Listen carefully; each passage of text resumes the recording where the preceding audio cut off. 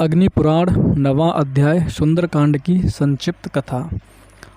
नारद जी कहते हैं, संपाति की बात सुनकर हनुमान और अंगद आदि वानरों ने समुद्र की ओर देखा। फिर वे कहने लगे, कौन समुद्र को लांघकर समस्त वानरों को जीवन दान देगा। वानरों की जीवन रक्षा और श्री रामचंद्र जी के कार्य की प्रकृष्ट सिद्धि के लिए पवन कुमार हनुमान जी 100 योजन विस्तृत समुद्र को लांघ गए। लांघते समय अवलंबन देने के लिए समुद्र से मैनाक पर्वत उठा। हनुमान जी ने दृष्टि मात्र से उसका सत्कार किया।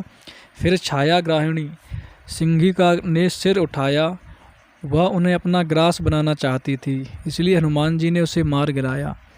समुद्र के पार जाकर उन्होंने लंकापुरी देखी, राक्षसों के घरों में खोज की, रावण के अंतःपुर में तथा कुंभकर्ण, विभीषण, इंद्रजीत तथा अन्य राक्षसों के ग्रहों में जाकर तलाश की। मद्यपान के स्थानों आदि में भी चक्कर लगाया, किंतु कहीं भी सीता उनकी दृष्टि में नहीं पड़ी। अब वे बड़ी चिंता में पड़े। अंत में जब अशोक वाटिका की ओर गए तो वहाँ सिंसपा वृक्ष के नीचे सीता जी बैठी दिखाई दी। वहाँ राक्षसियाँ उनकी रखवाली कर रही थीं। हनुमान जी ने सिंसपा वृक्ष पर चढ़कर देखा। रावण सीता जी से कह रहा था, तू मेरी स्त्री हो जा, किंतु वे स्पष्ट शब्दों में ना कर रही थीं। वहाँ बैठी हुई राक्षसियाँ भी यही कहती थीं, तू रावण की स्त्री हो जा। जब रावण चला गया तो हनुमान जी ने इस प्रकार कहना आरंभ किया। अयोध्या में दशरथ नाम वाले एक राजा थे। उनके 2 पुत्र राम और लक्ष्मण वनवास के लिए गए। वे दोनों भाई श्रेष्ठ पुरुष हैं। उनमें श्री रामचंद्र जी की पत्नी जनक कुमारी सीता तुम ही हो। रावण तुम्हें बलपूर्वक हर ले आया है। श्री रामचंद्र जी इस समय वानर राज सुग्रीव के मित्र हो गए हैं। उन्होंने तुम्हारी खोज करने के लिए ही मुझे भेजा है। पहचान के लिए गूढ़ संदेश के साथ श्री रामचंद्र जी ने अंगूठी दी है। उनकी दी हुई यह अंगूठी ले लो। सीता जी ने अंगूठी ले ली। उन्हें वृक्ष पर बैठे हुए हनुमान जी को देखा। फिर हनुमान जी वृक्ष से उतरकर उनके सामने आ बैठे। तब सीता ने उनसे कहा, यदि रघुनाथ जी जीवित हैं तो वे मुझे यहाँ से ले क्यों नहीं जाते। इस प्रकार शंका करती हुई सीता जी ने हनुमान जी से इस प्रकार कहा, देवी सीते, तुम यहाँ हो यह बात श्री रामचंद्र जी नहीं जानते। मुझसे यह समाचार जान लेने के पश्चात सेना सहित राक्षस रावण को मारकर वे तुम्हें अवश्य ले जाएंगे। तुम चिंता न करो, मुझे कोई अपनी पहचान दो।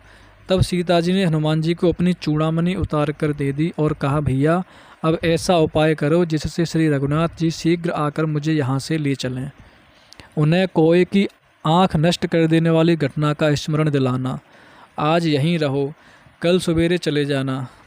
तुम मेरा शोक दूर करने वाले हो। तुम्हारे आने से मेरा दुख बहुत कम हो गया है। चूड़ामणि और काक वाली कथा को पहचान के रूप में लेकर हनुमान जी ने कहा, कल्याणी, तुम्हारे पतिदेव अब तुम्हें शीघ्र ही ले जाएंगे। अथवा यदि तुम्हें चलने की जल्दी हो तो मेरी पीठ पर बैठ जाओ। मैं आज ही तुम्हें श्री राम और सुग्रीव के दर्शन कराऊंगा। सीता बोली, नहीं, श्री रघुनाथ जी ही आकर मुझे ले जाएं। तदनंतर हनुमान जी ने रावण से मिलने की युक्ति सोच निकाली।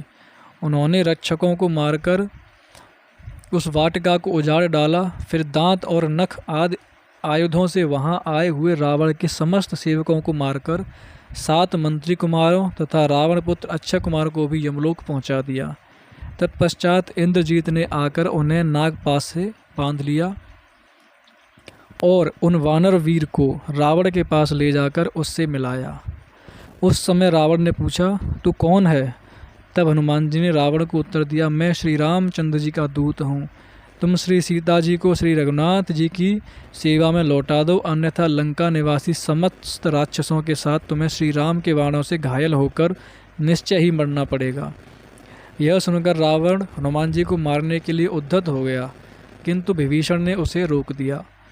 तब रावण ने उनकी पूँछ में आग लगा दी। पूँछ जल उठी। यह देख पवन पुत्र हनुमान जी ने राक्षसों की पूरी लंका को जला डाला और सीता जी का पुनः दर्शन करके उन्हें प्रणाम किया। फिर समुद्र के पार आकर अंगद आदि से कहा, मैंने सीता जी का दर्शन कर लिया है। तत्पश्चात अंगद आदि के साथ सुग्रीव के मधुवन में आकर दधिमुख आदि दधिमुख आदि रक्षकों को परास्त करके मधुपान करने के अनंतर वे सब लोग श्री रामचंद्र जी के पास आए और बोले, सीता जी का दर्शन हो गया।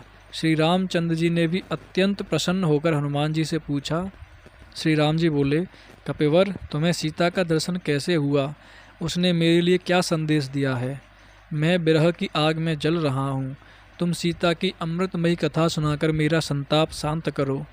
नारद जी कहते हैं, यह सुनकर हनुमान जी ने श्री रघुनाथ जी से कहा, भगवान, मैं समुद्र लांघकर लंका में गया था।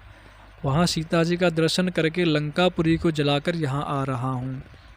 यह सीता जी की दी हुई चूड़ामणि लीजिए, आप शोक न करें।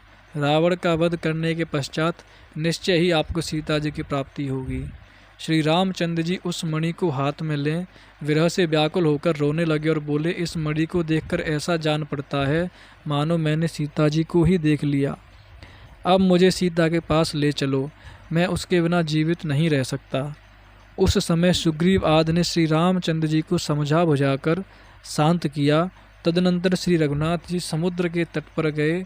वहाँ उनसे विभीषण आकर मिले। विभीषण के भाई दुरात्मा रावण ने उनका तिरस्कार किया था। विभीषण ने इतना ही कहा था कि भैया, आप सीता को श्री रामचंद्र जी की सेवा में समर्पित कर दीजिए। इसी अपराध के कारण उसने इन्हें ठुकरा दिया था। अब वे असहाय थे। श्री रामचंद्र जी ने विभीषण को अपना मित्र बनाया और लंका के राजपद पर अभिषिक्त कर दिया। इसके बाद श्री राम ने समुद्र से लंका जाने के लिए रास्ता मांगा। जब उसने मार्ग नहीं दिया तो उन्होंने बाणों से उसे बींध डाला। अब समुद्र भयभीत होकर श्री रामचंद्र जी के पास आकर बोला, भगवान, नल के द्वारा मेरे ऊपर पुल बंधाकर आप लंका में जाइए। पूर्व काल में आप ही ने मुझे गहरा बनाया था। यह सुनकर श्री रामचंद्र जी ने नल के द्वारा वृक्ष और शिलाखंडों से एक पुल बंधवाया और उसी से वे वानरों सहित समुद्र के पार गए। वहाँ सुबेल पर्वत पर पड़ाव डालकर वहीं से उन्होंने लंकापुरी का निरीक्षण किया। इस प्रकार आदि आग्नेय महापुराण में रामायण कथा के अंतर्गत सुंदरकांड की कथा का वर्णन नामक 9वां अध्याय पूरा हुआ। जय श्री राम, जय जय श्री राम।